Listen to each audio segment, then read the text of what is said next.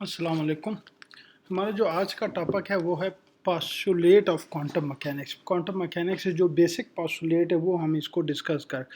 मैंने ये आप लोगों ने तकरीबन पहले लेक्चर को पहले जो हमारा चैप्टर है वो मोस्टली आप लोगों ने कवर किया है। एक किस्म का उसका एक किस्म का रिव्यू है कि क्वांटम मैकेनिक्स के कौन से पोस्टुलेट है जिनके ऊपर ये बेस कर रहा है। उन 5 पोस्टुलेट का हमने यूज़ करके का जो भी हमने सिस्टम है उनको डिस्कस करना है।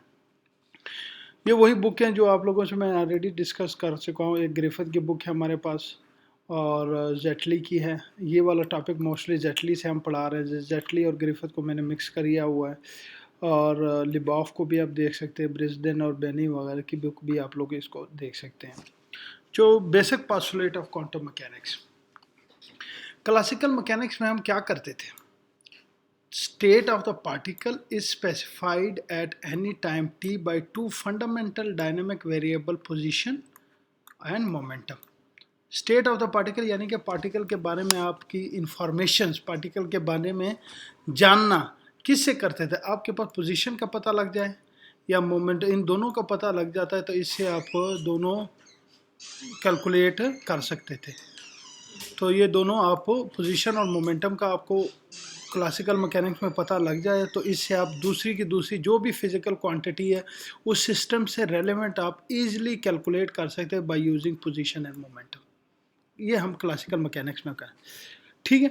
अब एक दूसरी बात, अगर आपको इन वेरिएबल्स का बाकी वेरिएबल्स का आपको पता लग जाए तो after knowing these variable at time T V can predict using Hamilton equation. आप लोगों ने क्लासिकल मैकेनिक्स में की होगी कि रेट ऑफ हैमिल्टन इक्वेशन की होगी विद रिस्पेक्ट टू टाइम। ये टाइम के लिए से वेरी कर रहा है तो आफ्टर टाइम टी भी आप इनको पता लगा सकते हैं। हैमिल्टन इक्वेशन से आफ्टर टाइम टी आप जो भी वेरिएबल है उनका आइडिया लगा सकते हैं, ठीक है।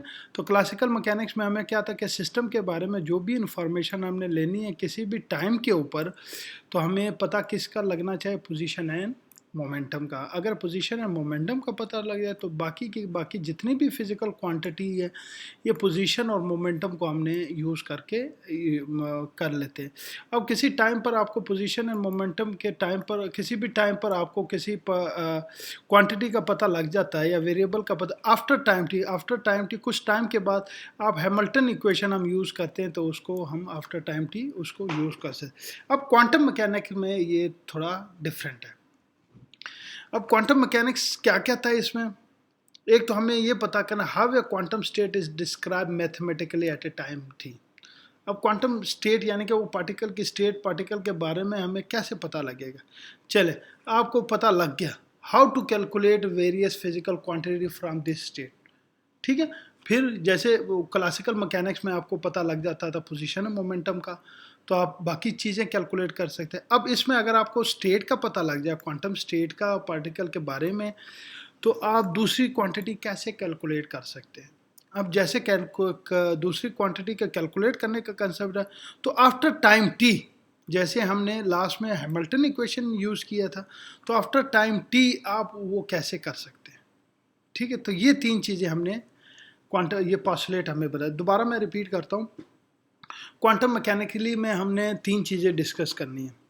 एक तो हमें ये पता चलना है स्टेट ऑफ द पार्टिकल या स्टेट ऑफ द सिस्टम हमने कैसे डिस्क्राइब करना है, ठीक है। वो डेफिनेटली हम यूज़ करेंगे वेव फंक्शन से। चलें, अभी आपको स्टेट ऑफ द फंक्शन का पता लग गया, बाकी वेरिएबल आप कैसे कैलकुलेट कर सकते हैं, ठीक है। तीसरा पॉइंट, आपको दूसरे वेरिएबल बाकी वेरिएबल का पता लग गया। आप किसी भी टाइम के ऊपर आपका स्टेट ऑफ द सिस्टम पता है लेकिन आफ्टर टाइम टी प्राइम वो सिस्टम क्या होगा, वो किस तरह इवॉल्व करेगा। ये 3 चीज़ों को डिस्कस करने के लिए हमें ये 5 पोस्टुलेट की ज़रूरत पेश आई। अब स्टेट ऑफ द पहला पोस्टुलेट है स्टेट ऑफ द सिस्टम। अब स्टेट ऑफ सिस्टम क्या है? State of any physical system is specified at each time by a state vector, ठीक है। अब स्टेट वेक्टर होता क्या है? The state vector which contain all the information we need to know about the system and from which all need physical quantity can be compare। तो state vector हमारे पास होता है वेव फंक्शन। वेव फंक्शन ही ऐसा होता है जो हमें उस सिस्टम के बारे में सारी की सारी इंफॉर्मेशन देगा, क्योंकि उसके पास सारी की सारी इंफॉर्मेशन देता है। अब जैसे आप उसमें क्लासिकल मैकेनिक्स में स्टेट हमारे पास क्या होता है, हमें इन दो का पता होता है, पोजीशन मोमेंटम। अब इसमें to describe the state of one dimension particle, अब वन डायमेंशन की तरफ हम आ रहे हैं ताकि एक axis in quantum we use a complex wave function psi instead of two real number position and momentum. Classical momentum में हमें क्या यूज़ करते हैं, बेसिक हमें किस चीज़ का पता होता है, पोजीशन एंड मोमेंटम। लेकिन क्वांटम मैकेनिक्स में हमें क्या चाहिए होगा, complex wave function Sai. Complex wave function किसके इक्वल होता है, साई स्टेरिक साई। ये हमने किया है, ठीक है। तो इस पास्टुलेट का मकसद क्या हुआ कि हमें पहले किसी भी सिस्टम के बारे में पता कराने के लिए हमें स्टेट वेक्टर की ज़रूरत होती है। स्टेट वेक्टर को हम नॉर्मली कम्प्लेक्स वेव फंक्शन कहते हैं। कम्प्लेक्स वेव फंक्शन यानी कि वेव फंक्शन का हमें पता होगा तो हमें उसकी सारी की सारी इंफॉर्मेशन पता लगे। अब उसको यूज़ करके हमने बाकी की इंफॉर्मेशन लेनी है। अब आ जाए ऑब्जर्वेबल एंड ऑपरेटर। यहाँ पर देखें, for every classical mechanics observable there is a linear hermitian operator. Hermitian क्या होते हैं, हर्मिशन आप लोगों ने पढ़ा भी होगा, हर्मिशन मैट्रिक्स भी पढ़ा होगा, वो भी ए स्टैरिक ट्रांसपोर्ट वो किसके इक्वल होता है, ए के। यानी कि ए का अगर आप डैगर लेंगे तो वो किसके इक्वल, अगर वो वही सच मैट्रिक्स वापस आ जाए तो उसको हम हर्मिशन मैट्रिक्स भी कहते हैं। अब क्वांटिटी कौन सी है, ऑब्जर्वेबल क्वांटिटी। ऑब्जर्वेबल ये होते हैं जिनको हम मेजर किया जा सकता है। ऑब्जर्वेबल ऐसी क्वांटिटी होती है जिनको हम मेजर किया जा सकता है। अब क्लासिकल मैकेनिक्स में हम क्या लेते थे, काइनेटिक एनर्जी लेते थे, उसका सिंबल हम क्या लेते हैं, टी लेते थे या काइनेटिक एनर्जी। अब अगर हमें क्वांटम मैकेनिकल सिस्टम में यूज़ करना होगा तो काइनेटिक एनर्जी की जगह हम ये ऑपरेटर यूज़ करेंगे, वेव फंक्शन के ऊपर लगाएंगे। ये वेव फंक्शन के ऊपर लगाएंगे तो हमारे पास काइनेटिक एनर्जी है। पोटेंशियल एनर्जी ऑब्जर्वेबल है, ये भी रियल क्वांटिटी टू बी मैंने इसको हम वी या पी से इंडिकेट करते थे क्लासिकली। क्वांटम मैकेनिकल में इसको भी वही वी है। टोटल एनर्जी क्या होती है, हमारे पास सिंबल होता है ई, इसको हम kinetic energy plus potential energy का सम होता है ई। तो इसलिए इसके लिए हमें किसको यूज़ करना पड़ेगा, हमें हैमिल्टोनियन ऑपरेटर्स का यूज़ करना पड़ेगा। ये देखिए, ये वाला काइनेटिक एनर्जी है, ये वाला plus potential energy, this one kinetic energy plus potential energy. Momentum का क्या है हमारे पास, क्लासिकल मैकेनिकल हम पी से लें, और यहाँ पर हमारे पास क्या होगा, minus iota H cut H bar कर लिया और कर लिया। एक्सपोजिशन का हमारे पास क्या है, क्वांटम मैकेनिकल में हमारे पास क्या है। अब इसका मकसद ये है कि अगर आपको हैमिल्टन एनर्जी चाहिए होगी क्वांटम मैकेनिक्स के सिस्टम, तो स्टेट या वेव फंक्शन के ऊपर आपने हैमिल्टोनियन अप्लाई कर देना तो आपके पास क्या आ जाएगी, एनर्जी आ जाएगी। अगर आपको काइनेटिक एनर्जी चाहिए होगी तो ये वाला ऑपरेटर आपने स्टेट वेक्टर के ऊपर अप्लाई कर देना तो आपके पास क्या आ जाएगी, काइनेटिक एनर्जी आ जाएगी। अगर आपको मोमेंटम के बारे में पता चाहिए तो ये वाला ऑपरेटर आप अप्लाई करेंगे तो आपके पास मोमेंटम आ जाएगी। अगर आपने पोजीशन अप्लाई करना तो उसके ऊपर वही पोजीशन वाला ऑपरेटर यूज करना है। इस P is a Hermitian operator, ये हमने देखना है। यहाँ पर ये देखें कि पी क्या है, माइनस आयोटा एच बार कर ली और कर ली एक्स। अब यहाँ पर जब इसका ट्रांसपोर्ट लेंगे, नॉर्मली हम क्या कहते हैं, जो इमेजिनरी पार्ट होता है वो किस पे कन्वर्ट हो जाता है, मतलब अगर माइनस आयोटा है तो वो प्लस आयोटा होता है। जब मैं अगर इसको पी स्टेरिक करूँगा तो ये क्या आ जाएगा, P asterisk plus iota H cut bar कर लिए और कर लिए एक्स। तो ये हर्मिशन तो नहीं लग रहा, तो हमने देखना है कि ये हर्मिशन है कि नहीं है। लाइक ये मैंने कैट ब्रा नोटेशन में लिखा है, this notation is called ket, इस तरफ एरो, और this notation is called bra, sorry this notation is called ket और this notation is called bra. ये हमारे पास कैट है। अब ये देखिए psi 1 ket bra into p psi 2 ket. अब यहाँ पर पी यहाँ पर है, कैट के पास है, तो यहाँ पर क्या आ रहा है, ब्रा के पास आ रहा है। अगर ये इस तरह का वेरीफाई कर दे तो जो भी ऑपरेटर होगा वो क्या होगा, हर्मिशन ऑपरेटर होगा। उसको हम देखते हैं, लिखते हैं साई 1 पी साई 2। जो हमारे पास ब्रा में होता है वो हमेशा इमेजिनरी पार्ट होता है, this is the imaginary part. जो ब्रा में जब भी होगा वो हमारे पास क्या होगा, इमेजिनरी पार्ट होगा। पी आ गया हमारे पास, और साई 2, और इसको इंटीग्रेशन हम रखें, they are the same, this and this are the same. ये मैंने इंटीग्रेशन से कैट ब्रा में लिया है। अब पी हमारे पास ऑपरेटर क्या है, माइनस आयोटा एच कट कर ली और कर लिया इसका साई टू। ठीक है, इसकी आपने integration by parts, like the first function integration of the second function minus integration of the integrated factor derivative of the first, तो ये आपके पास आ जाएगा। ठीक है, तो वेव फंक्शन एट इन्फिनिटी क्या है हमारे पास, 0 है, तो हमारे पास क्या बचा, ये वाली टर्म बच गई, ये वाली की सारी टर्म हमारे पास आ गई। तो psi one P psi two is equal to iota H cut minus infinity plus infinity कर ली साई वन स्टेरिक ओवर कर ली X psi two D X. ठीक है, और आयोटा एच कट यहाँ पर प्लस है, मैं इसको अंदर ले आया और स्टेरिक को एज ए होल मैंने कर दिया, ये स्टेरिक जो है ये स्टेरिक को इसके अंदर कर दिया। अगर मैं इससे स्टेरिक हटा दूँ तो ये प्लस आयोटा एच का टी है, अगर इसको स्टेरिक के अंदर लेके आऊँ तो ये माइनस हो जाएगा।